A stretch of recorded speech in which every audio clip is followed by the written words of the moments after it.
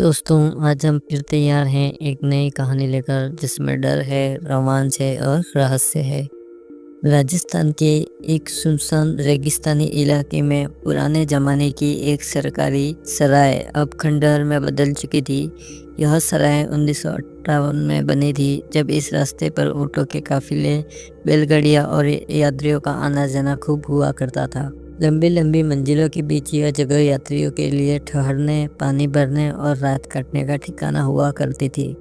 मोटी पत्थर की दीवारें, लकड़ी के भारी दरवाजे, ऊंची छतें और बीच में खुला आंगन, यह सब उस जमाने की शान बताते थे। लेकिन अब सब कुछ बदल गया था। दीवारों का प्लास्टर जड़ चुका था, जगह जगह घास और काई उग गई थी। लोहे के ताले जंग से लाल पड़ चुके थे। एक कोने में टूटी हुई पानी की हौदी थी, जिसमें कभी ऊँट और बैल पानी पीते थे। अब बस उसमें काले रंग का बदबूदार पानी जमा था। चारों तरफ सुनी खामोशी थी, जिसे सिर्फ हवा की सिसकारी और खपरेल पर रगड़ खाती सूखी डालियों की आवाज तोड़ती थी। गांव से कोई इस सराय के पास नहीं आता था, खासकर शाम के बाद।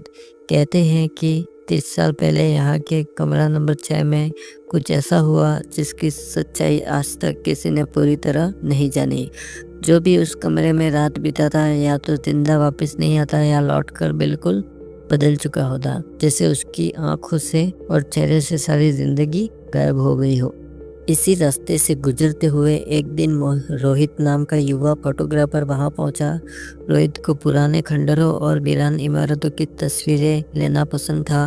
वह एक रोड ट्रिप पर था। जब उसने हाईवे से दूर धूल भरी सड़क पर यह सराय देखी तो उसकी नज़र ठहर गई। उसने पास के ढाबे पर चाय पीते हुए सराय का जिक्र किया। ढाबे के बूढ़े मालिक ने बिना उसकी ओर देखे कहा, बेटा, दिन में तस्वीरें खींच लो, लेकिन रात वहाँ मत रुकना, खासकर कमरे नंबर 6 में। रोहित हंस पड़ा। क्यों, भूत प्रेत वगैरह का डर है क्या? बूढ़े ने उसकी ओर देखे बिना बस इतना कहा, डर कभी कभी असली भी होता है। शाम के वक्त रोहित कैमरा, ट्राइपॉड और टॉर्च लेकर सराय पहुंचा। भारी लकड़ी का गेट तकलते ही दिल का बादल उठा और एक बासी गंध उसकी नाक में घुस गई। पुराने कपड़े, सड़ी लकड़ियां और नमी का मिला जुला अजीब सा मिश्रण। आंगन में टूटी चारपाइयाँ पड़ी थी और दीवारों पर पुरानी सरकारी सूचनाओं के बोर्ड टंगे थे। यात्रियों से निवेदन है कि कमरों की सफाई का ध्यान रखें। रोहित एक एक कमरा देखता हुआ आगे बढ़ा, लेकिन जब उसने कमरे नंबर 6 का दरवाज़ा देखा तो उसके पैर रुक गए। यह बाकी कमरों से अलग था। दरवाज़ा पूरी तरह काला पड़ा था, जैसे किसी ने कई बार आग में झोंका हो। उसके ऊपर ताले का निशान था, लेकिन ताला टूटा पड़ा था। दरारों से अंधेरा बाहर झांक रहा था और अंदर से ठंडी हवा आ रही थी, जबकि बाहर गर्मी थी। उसने दरवाज़ा खोला। अंदर गुप्त अंधेरा, नमी और ठंड का मिला जुला एहसास। दीवारें काली, मानो किसी ने जला दिया हो। फर्श पर बिखरे पुराने कपड़े, जंग लगी लोहे की बाल्टी और कोने में आधी खुली लकड़ी की अलमारी। रोहित ने कैमरे से क्लिक किया, लेकिन स्क्रीन पर जो दिखा वह कमरे में नहीं था। कैमरे में एक लंबी दुबली परछाई खड़ी थी। बाल इतने लंबे कि चेहरे पर गिर रहे थे और आंखें बिल्कुल काली। उसने झटके से पीछे मुड़कर देखा। कमरा खाली था।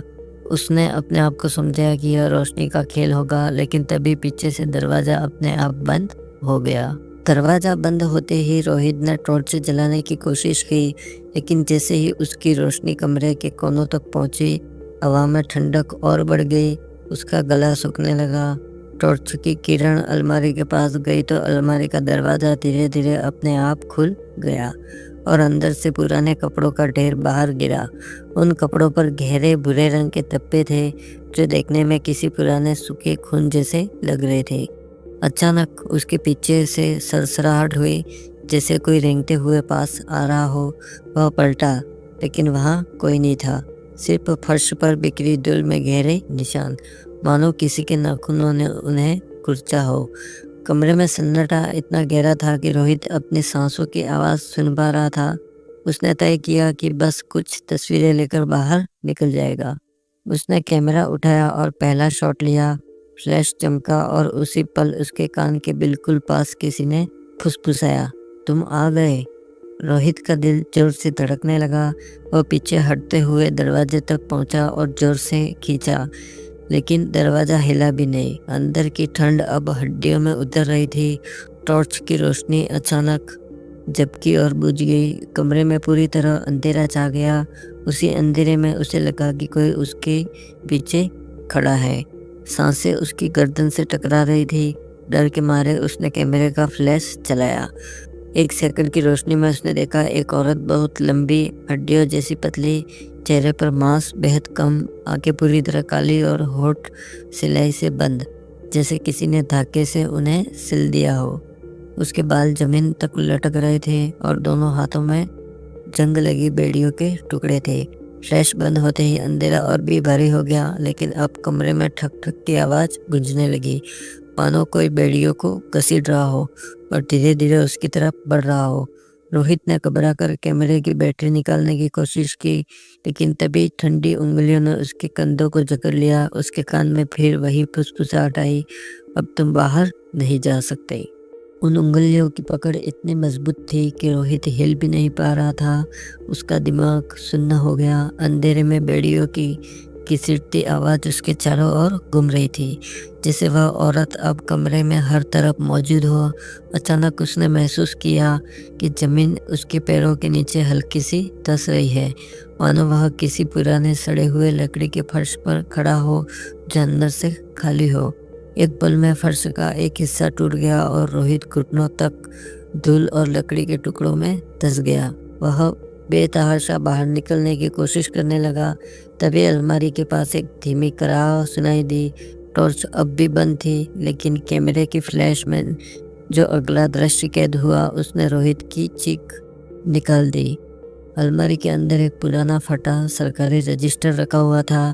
उसके पन्ने अपने आप पलट रहे थे, जैसे कोई अदृश्य हाथ उन्हें तेजी से खोज रहा हो। एक पन्ने पर रोशनी ठहरते ही धुंधले अक्षरों में नाम लिखा मिला, सरोजबाई, कमरा नंबर 6, 14 मार्च 1989। रोहित ने कांपते हाथों से पन्ना चुनने की कोशिश की। तभी कमरे की हवा में एक झोंका आया और उसके सामने वही औरत प्रकट हो गई। इस बार उसके होठ सिले हुए नहीं थे, बल्कि चीरे से खुले थे और खून टपक रहा था। उसकी आवाज़ टूटी फूटी थी, लेकिन शब्द साफ थे। उन्होंने मुझे यहाँ बंद कर दिया, बिना कसूर, रात भर सजा दी और फिर मारकर यहीं दफना दिया। रोहित की सांस रुकने लगी। सरोजबाई ने आगे कहा, जब तक मेरा नाम रजिस्टर से नहीं मिटाया जाता, मैं इस कमरे से किसी को जाने नहीं दूंगी। कमरे की दीवारों पर अचानक हाथों के धब्बे उभर आए, खून जैसे लाल सैकड़ों, और वे धीरे धीरे रोहित की तरफ बढ़ने लगे। उसने पूरी ताकत से दरवाजे को धक्का दिया। इस बार दरवाजा खुल गया, लेकिन बाहर अंधेरा नहीं, बल्कि चांदनी रात थी। वह भागते भागते सराय से निकलकर सड़क पर पहुंचा और पीछे मुड़कर देखा। सराय गायब थी। उसकी जगह बस खाली जमीन और जंगली झाड़ियाँ थी। सालों बाद एक पर्यटक के कैमरे में एक तस्वीर आई। रेगिस्तान के बीच खड़ी वही पुरानी सराय, और कमरे नंबर 6 की खिड़की से झांकती एक लंबी पतली औरत, काली आंखों वाली, और उसके पीछे खड़ा एक आदमी जिसकी शक्ल रोहित से हूबहू मिलती थी। तो दोस्तों, ये कहानी आपको कैसी लगी? अगर आपको कहानी अच्छी लगी हो तो चैनल को सब्सक्राइब करें, वीडियोस को लाइक करें और ज़्यादा से ज़्यादा शेयर करें। धन्यवाद।